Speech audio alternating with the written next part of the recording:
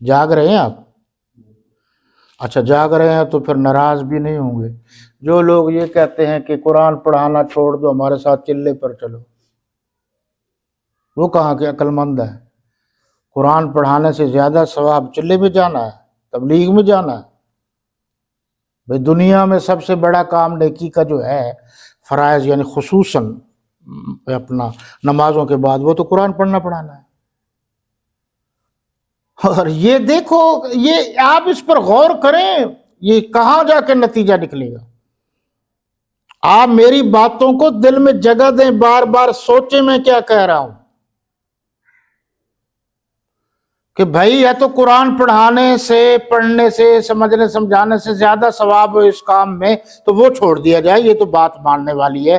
لیکن جب زیادہ ثواب اس کام میں ہے، وہ گھر بار چھوڑ کو، سارا کچھ چھوڑ کے، وہ جو پڑھنا پڑھانا ہے، بچوں کی تعلیم چھوڑ کے اس کے پاس جائے گا تو پیچھے پڑھائی نہیں ہوگی، اس کا گناہ۔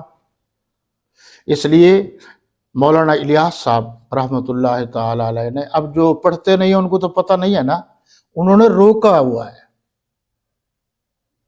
ہوا ہے کہ خبردار کسی بزرگ کے پاس جاؤ، جو نیکی کا کام کر رہے ہو، پڑھنے پڑھانے والے کے پاس جاؤ، اجازت لے کر جاؤ، اس سے ٹائم لے کر جاؤ، دعا کرانے جاؤ، ان کو دعوت نہ دو، تحفہ لے کر جاؤ۔ بات صرف یہ ہے، میں کمزوری کی طرف اشارہ کر رہا ہوں۔ جب میں بات سمجھاتا ہوں تو لوگ اس کو غلط مفہوم لے لیتے ہیں۔ آپ نے مولانا الیاس کو پڑھا ہی نہیں ہے، ان بزرگوں نے لکھا کیا ہے؟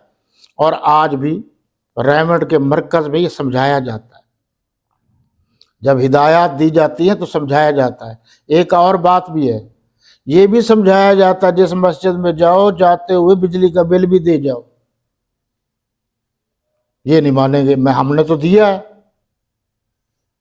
میں جب چلے پر گیا تھا، اصول کے مطابق جب ہم جاتے تھے 2 دن 3 دن کے بعد، تو جو بل ہوتا تھا سارے پیسے جمع کر کے اس کو دیا جاتا تھا۔ ہماری وجہ سے آپ کی مسجد کا بل زیادہ آئے گا، اتنا تو یہ ہمارا حصہ ملا لیجیے۔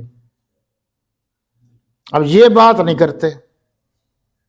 یہ بھی تبلیغ کے حصے میں سے ایک حصہ ہے کہ جناب وہ باقاعدہ کہتے تھے کہ جب نمازی آئیں، نمازیوں سے پہلے پہلے وضو کر لو تاکہ آنے والے نمازیوں کو تکلیف نہ ہو۔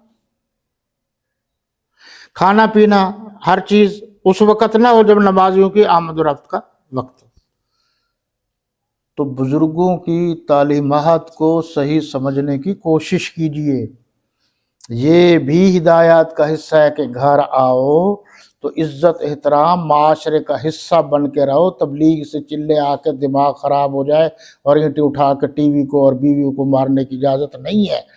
خدا کے لیے جو اصول ہیں ان کو سمجھو پہلے، اس کے بعد سمجھو کہ بزرگوں نے یہ طریقہ کیوں بتایا۔